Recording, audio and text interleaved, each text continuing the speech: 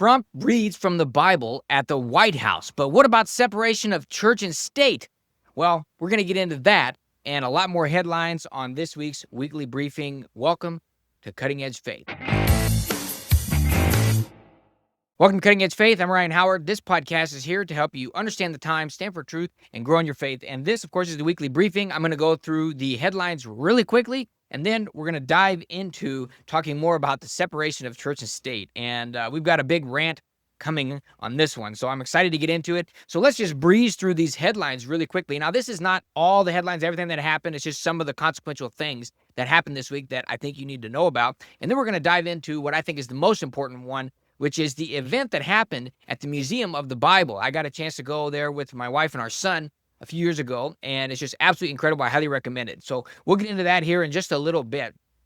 But first, let's run through these headlines. So what do we have? We have Trump reads 2 Chronicles 7:14 from the Oval Office saying, "Heal our land." So he did that on Tuesday, April 21st. And so it was a pre-recorded 2.5-minute video reading this. And we're going to read through that and say what it is and why it's so incredible as to why he did that. And this was a part of America Reads the Bible event that was at the Museum of the Bible. And so that was an incredible event this week. It's actually wrapping up today as we're recording this. And there was over 500 total participants, I think, and had lots of speakers this week. It was a pretty incredible event.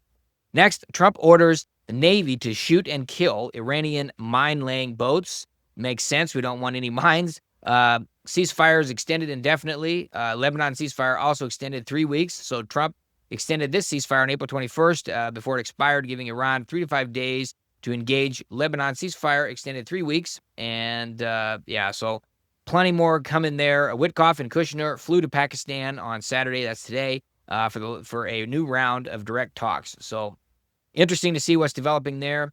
Pope Leo returns from Africa. He addresses war, migration, and same-sex blessings. It's exciting to say that he said that he would not approve blessing of same-sex weddings. And I call them so-called weddings, and we want to have respect for people. We love everybody, but we can't make up things, right? So the government did not create marriage, did not define marriage. So they can't redefine marriage. And so we need to get rid of that. God defined marriage. God created marriage between one man and one woman. And so it's good to see the leadership of the Catholic Church doing that. He also said that he's not going to get into it with Trump, but then he gave a 20-minute press briefing. And so maybe we can unpack that on another episode. Let me know in the comments if you're interested in that. Dick Eastman passed away. He is the international president of Every Home for Christ for 34 years, and 250 million people led to Christ across 215 nations from his ministry. He's the author of 17 books, and so very notable man doing work of the Lord, and so want to note that. Pew Research shows that Catholics are leaving the church at 8.4 to 1 ratio, and Protestants are growing. So it's very interesting. We see other conflicting reports that say that millennials and Gen Z want more traditional things, and so they're going toward the Catholic Church. So be interesting to see what comes out of that. There's a revival reports from Waco, Texas, Mercy Culture Church with a supernatural outpouring. We have the IEA, which is the biggest saying that the biggest energy security threat in history, which is related to the Strait of Hormuz and oil and all that.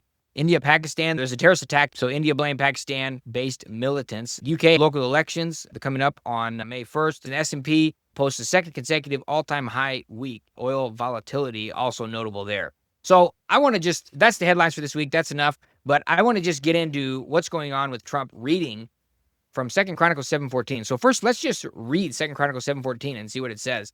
It says, "If my people who are called by my name humble themselves and pray and seek my face and turn from their wicked ways, then I will hear from heaven and will forgive their sin and heal their land." So this is quite a powerful text that he is reading. Obviously, people close to him, Christ followers close to him are directing him to read this or giving him the advice to read this. And some people might say, well, he's just reading it for political gain and this and that and selfish. And it's like, well, okay. Paul actually talks about doing that. So I'm going to just say that it's irrelevant. I'm going to say it's irrelevant. And we're going to talk about separation of church and state. Now, why would I say that it's irrelevant whether Trump is doing this for political reasons or not?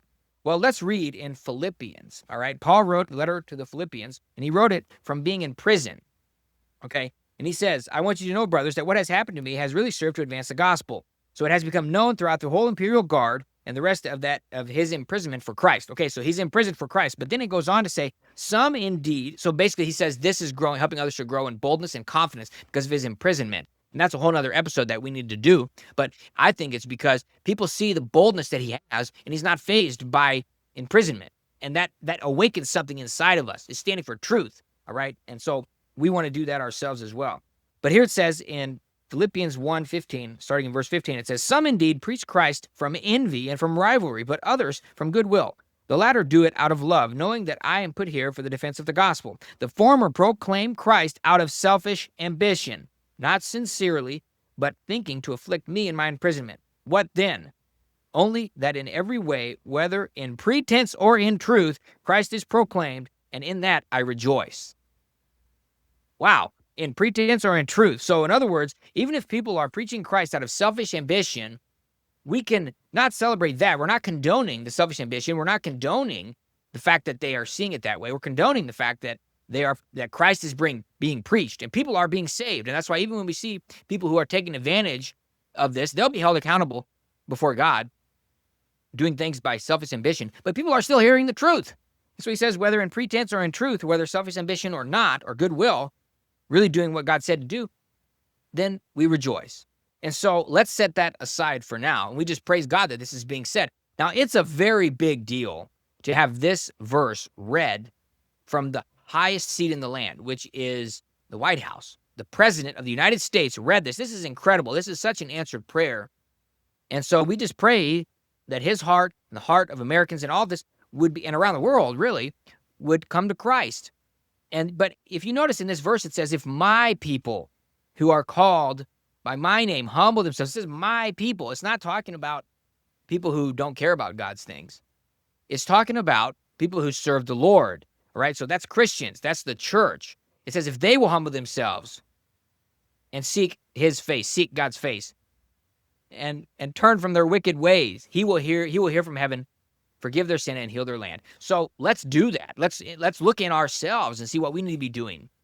All right, and I love this event about America Reads the Bible at the Museum of the Bible. We need to get into the Bible. In fact, if you want help with that, I want to invite you to go over to howtogrowyourfaith.com, and you can get a jump start on reading the Bible and on hearing from God and positioning yourself so that he can use you right where you are to advance his kingdom, represent his interests at whatever table you're sitting at. So I want to talk quickly about this America Reads the Bible event, and then we're going to talk about separation of church and state. So this is a quote from the website, from the Museum of the Bible on this America Reads the Bible event. It says, just as Ezra read the word aloud to the people of Israel, this is in Nehemiah 8, verses 1-3, awakening revival and repentance, inspiring them to rebuild the temple, and working with Nehemiah to mobilize the people to rebuild Jerusalem's walls.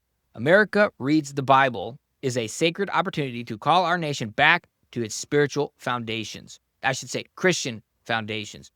Through a public, continuous reading of the entire Bible, our nation's capital, by our national leaders from all spheres of influence, we believe God can spark revival in individual hearts and inspire Americans to carry the word forever, or to carry the word forward in their lives and communities into the next 250 years of our national story. So we are in the 250th year of America, the founding of America, and yes, we need to return to the Bible. I want to invite you, and I love that this highlights we need to be reading the Bible, and we need to be looking at ourselves individually. This is an individual thing, right? A nation is made up of individuals, and God can do something supernatural. God did, if you look at Moses and what God did through Moses with Pharaoh in Egypt, it was something that Moses and no individual could have done on their own. Like, it was a supernatural thing. God had to do it.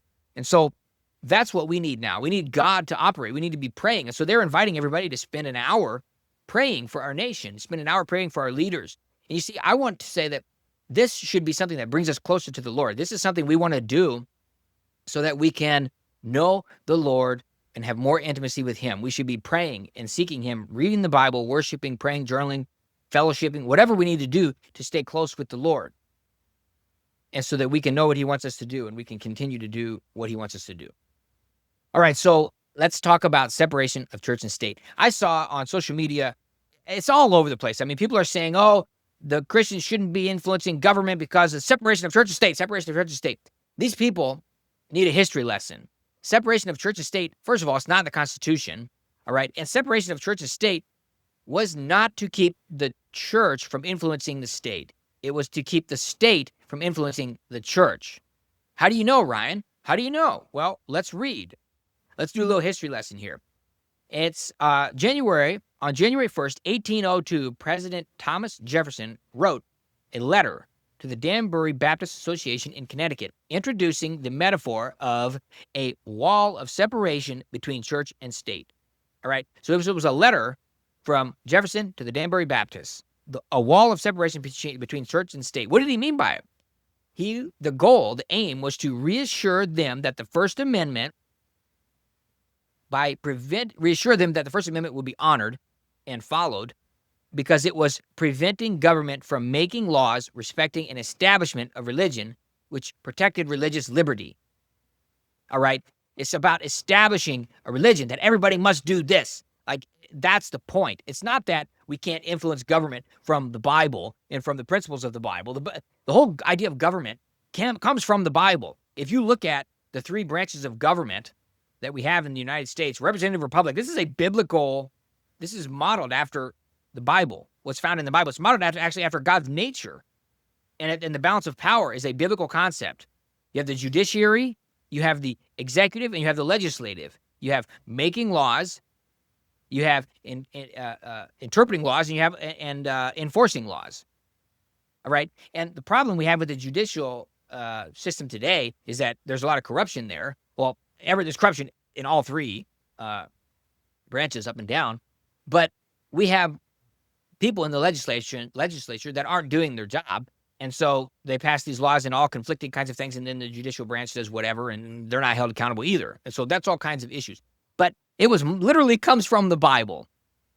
And so if you go to the U.S. House of Representatives at the Capitol in Washington, D.C., in the U.S., and you're standing in the gallery where you're like up above, and you look at where the Speaker of the House stands, and then you're standing right there directly in front of it, and you turn around and you look up, you will see a monogram, like a little statue that's like hanging on the wall of the face of Moses, the original law giver. Well, God is the lawgiver, but that's what they say, right? That's literally in our government's House of Representatives. I saw it. We saw it.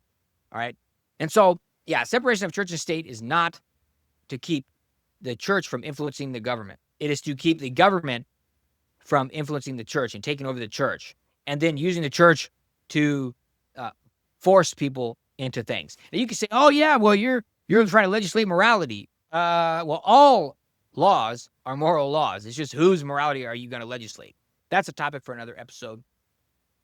But what do you think? I mean, what other topics did we miss from this week? There's so much more we can talk about, but I wanted to at least get into this, and I hope it blessed you. I want to invite you, again, go over to howtogrowyourfaith.com. Make sure you check that out so that you can grow your faith. It's a 5-day educational email course. And go check out, of course, we've got lots of episodes here, over 400 on the audio, or near 400 on the audio, and getting close to 200 on the video. And I want you to like and subscribe. Make sure you comment below. Let me know what we missed. If you're on the audio, you can click the link to send me a text message in the show notes. All right. Well, God bless you, and we'll see you in the next episode.